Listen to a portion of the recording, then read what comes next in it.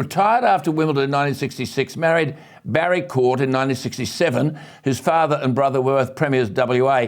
You returned to tennis in 68 and won all 4 Grand Slams.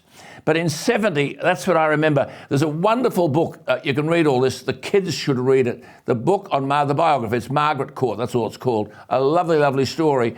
And never complained, this woman. Never complained. But in 1970, Margaret beat Billie Jean King. And we see Billie Jean. She's there on our screens every time we see her. There's a Grand Slam tournament. We don't see Margaret Court. No, we see Billie Jean King. But it was the longest match in Wimbledon history for women. 14, 12, 11, 9. No one, not a word out of this woman. But Margaret, tell us the story now. No one knew you were injured and in pain. And the truth is, if that gone to 3 sets, you couldn't have gone on. Well, that's right. I tore the ankle in the quarterfinals. So I pulled out of the doubles and the mix. And a doctor friend said, we can put an injection in. It'll last 2.5 hours. So I got through the semis easily.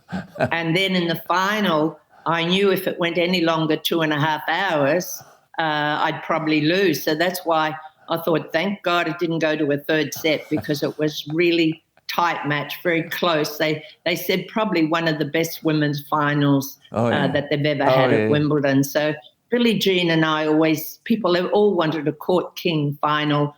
And I always remember that match probably as one of the best finals that I'd played in. Magnificent. And as I said, the book is called Margaret Court. Kids read a simple story about how this young woman from an ordinary upbringing became a champion. I think she's unbelievably inspirational. Margaret, when you retired, you founded this Margaret Court Community Outreach, a not-for-profit organisation. Am I right in saying you've got over 100 volunteers and you distribute about 70 tonnes or more of food a week?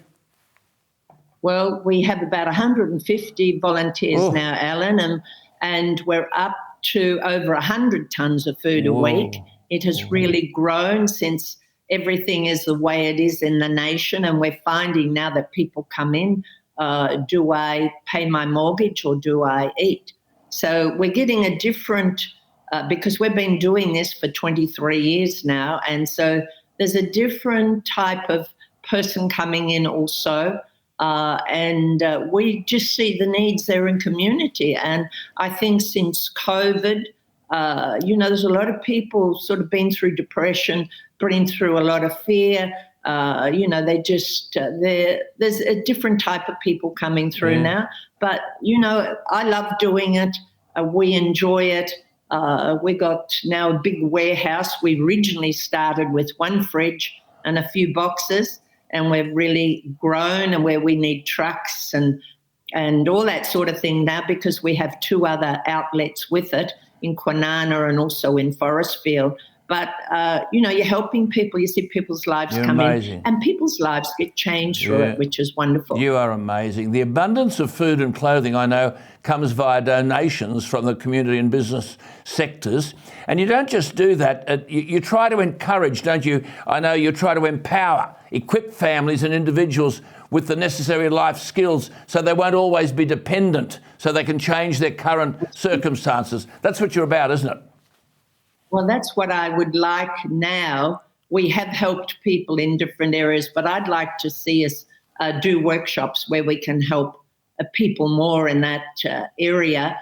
But we don't get any government support or any support from that. It's all donations where people give into it and help us. But it's about the whole person, spirit, soul and body, not just about feeding them. You want people to get their self-worth back or respect, because there's a lot of people that haven't worked for a long time. So I remember us getting about 8 or 10 people and teaching them how to drive forklifts, because we needed some people to do forklift driving for us.